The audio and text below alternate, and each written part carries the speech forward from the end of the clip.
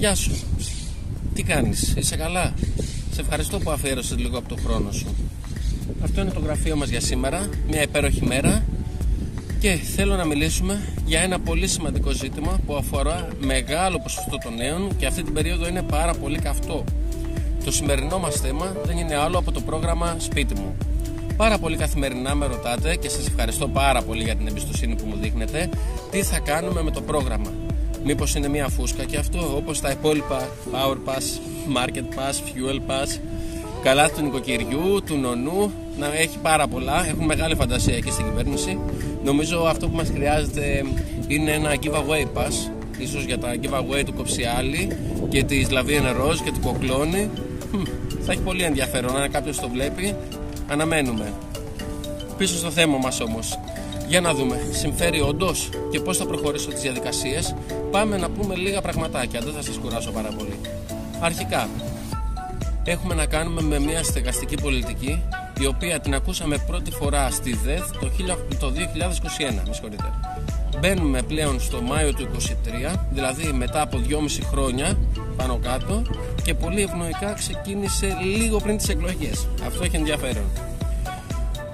Ξέρουμε όλοι ότι το κόστος στέγασης είναι πάρα πολύ ψηλό και ο ελληνικός λαός δύσκολα πλέον μπορεί να αγοράσει ένα κεραμίδι πάνω από το κεφάλι του. Ας δούμε όμως τι έχουμε να κάνουμε. Έχουμε να κάνουμε με ένα πρόγραμμα που μιλάει για ηλικίες 24 έως 39 ετών, ηλικιακή ομάδα, ένας από τους δύο, είτε άγκαμος είτε έγκαμος, ζευγάρι, και να έχει συγκεκριμένα εισοδηματικά κριτήρια, τα οποία είναι από 10 έως 16.000 ο άγαμος, 24.000 ο έγκαμος και 3.000 ευρώ έξτρα ανά παιδί. Το πρόγραμμα λοιπόν λέει για αγορά κατοικίας ως 150 τετραγωνικά, κατασκευής έως το 2007 και αξία έως 200.000 ευρώ. Και πολύ βασικό, να μην έχεις σπίτι στο όνομά σου ή να πληρεί τις στεγαστικές σου ανάγκες. Παραδείγματος χάρη, αν είσαι μόνος σου και έχεις ένα σπίτι 50 τετραγωνικών, σε καλύπτει. Ή όμως και το αντίθετο, αν έχεις ένα σπίτι στην Πάτρα, πλεολόγος, αλλά εσύ ζεις και εργάζεσαι στην Αθήνα, εδώ που εργαζόμαστε κι εμείς, πάλι μπαίνεις στο πρόγραμμα, το δικαιούσε. Πάμε πιο αναλυτικά. 5.000 δικαιούχοι. Και που ξέρω εγώ ότι δεν είναι 3.000 τα ζευγάρια και 2.000 άγαμοι. Δεν μου το λέει κανένας, μεγάλη ομίχλη. Το δάνειο λοιπόν λέει ότι σου δίνει το 75% άτοκο και το άλλο 25% είναι ο τόκος της τράπεζας. Οπότε μην γελιέστε. Θα κάνει μισή Ελλάδα αίτηση όντως, που θα πληρεί κυριολεκτικά τα κριτήρια, αλλά μόλις 5.000 θα προχωρήσει.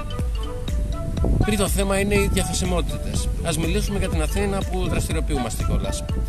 Αρχικά, ένα μεγάλο ποσοστό των διαμερισμάτων βρίσκονται στο κέντρο της Αθήνας, δυτικά προάστια και Πειραιά. Ελάχιστα στα ανατολικά, ενώ ξεχνάμε τα βόρεια και νότια είναι απλησίαστα πλέον. Λοιπόν, βάσει αυτών των κριτηρίων έχουμε να κάνουμε με ακίνητα 45-50 ετών, πολύ παλιά, με μερική ανακαίνιση, αλλά ελληνικά όπως λέμε, δηλαδή βάψιμο, κυριολεκτικά, πάλιο πάτωμα, μία ανακαινισμένη κουζίνα, μία ανακαινισμένο μπάνιο, σε άρεστη κατάσταση όπως λένε όλοι οι ιδιοκτήτες των ακινήτων. Ένα καλό ανακαινισμένο διαμέρισμα μπορούμε να βρούμε κυρίως στις περιοχές πλέον του Μεταξουργείου, λίγο πιο υποβαθμισμένες γειτονιές δηλαδή, στη Βικτόρια, Πλατεία Αμερικής και άλλα. Στα οικονομικά λοιπόν, ένας ο οποίος έχει 50.000 ευρώ αυτή τη στιγμή, εγώ που είμαι νέος και με καλύπτει το πρόγραμμα, γιατί να μην πάρω ένα σπίτι και να μην έπαιρνα το 21, το 22, το 20, που ήταν και πιο χαμηλά τα επιτόκια και πιο ισορροπημένη αγορά. Τώρα βλέπουμε ότι όντως έχει ξεφύγει. Θα έχει ανάγκη το πρόγραμμα άμα έχει αυτά τα λεφτά? Πράγμα που σημαίνει όχι.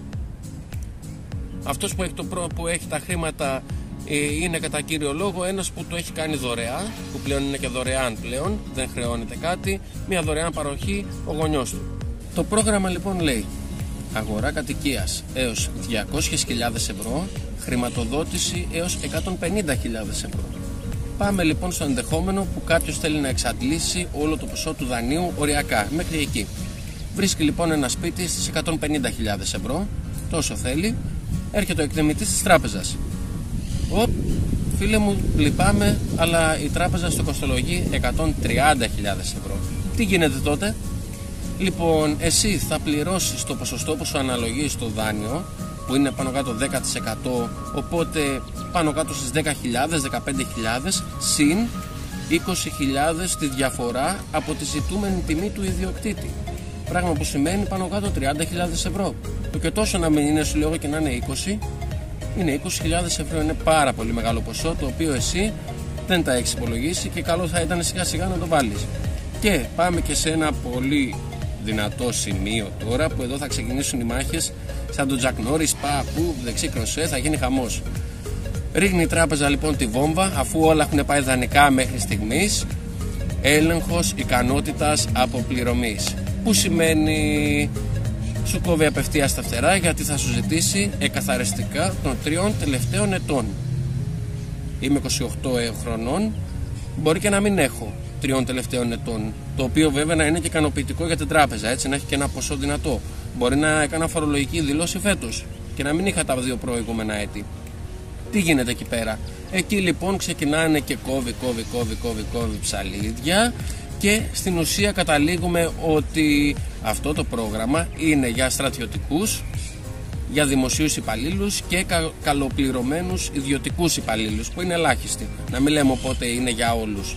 Είναι συγκεκριμένα άτομα, γιατί ο εποχιακός σερβιτόρος δεν είναι μέσα, και οι περισσότεροι στην ηλικία μας, κάτω των 30 ας πούμε, δουλεύουν σεζόν, ζορίζονται, βοηθάνε οι γονείς. Τα βλέπουμε καθημερινά, έρχονται σε σπίτια για ενοίκια, ζευγάρια παντρεμένα, και μου λέει Νίκο, τα κοινόχρηστα και το μισό ενοίκιο θα το πληρώσω εγώ. Να ξέρουμε τι λέμε. Λοιπόν, αυτά ήθελα πάνω κάτω να σας πω. Αυτό το πρόγραμμα λοιπόν κάνει για αυτούς που έχουν τα χρήματα και θέλουν να πάρουν ένα δάνειο με πιο ευνοϊκούς όρους. Αν δεν έχεις τα χρήματα, τα 50 χιλιάρικα, κάτσε όπως είσαι, η ζωή είναι πολύ όμορφη, συνέχισε, πήγαινε παρακάτω και θα σκεφτούν κάτι καινούριο για να σε δελεάσουν. Σε αυτό να είσαι σίγουρος, μην ανησυχείς καθόλου. Σας ευχαριστώ πάρα πολύ και για το χρόνο σας. Αν έχετε οποιαδήποτε απορία, γράψτε μου από κάτω στα σχόλια. Κάνε like στο βίντεο αν σου άρεσε, subscribe στο κανάλι μου, ακολούθησέ με σε όλα τα social media, είμαστε παντού, και ευχαριστώ πάρα πολύ. Τα λέμε σύντομα.